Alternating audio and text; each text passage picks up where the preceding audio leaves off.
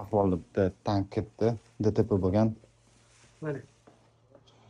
Mana shunday kelgan. Bu ham almashadimi? Yopishgan. Xullas. Oqibatda mayda juda qirilgan, orqa tomon, orqa tomon noshga singan.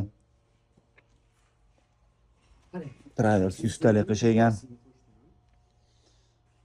Ochib ko'ramiz. Videoning davomida ko'rishingiz mumkin. Rahmat. Shu skuterni ham sochib oldik, ko'rishingiz mumkin. Mana pavuk qishagan. Birinchi o'chirt, ikkinchi o'chirt. Travers.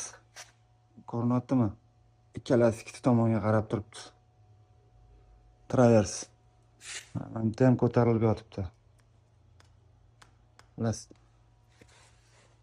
Travers almashadi. Tepa past pachenegi bilan qo'shib amortizator tepani ushlab qo'ygani hisobiga past qishitib o'rgan. Ikkita amortizator. Xullas, ko'rsata olmadim. Mana ketgan zapchastlari. Bitta. Nima desanglar, men bu plastikka yoqmayapti. Plastikni almashtirar ekan. Ikkinchisi ikkita tepa ushkasi singan. Uchinchisi mana bitta bo'lingan. Yoqmayapti bu ham. Almashtiramiz dedilar. Uchinchisi mana bu. To'rtinchisi ochkisi.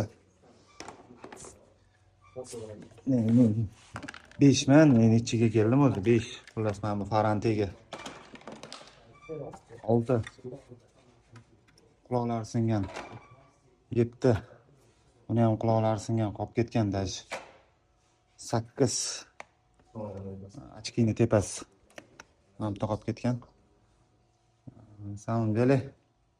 Bo'lay. 12 man nechiga keldik xullas. Fara.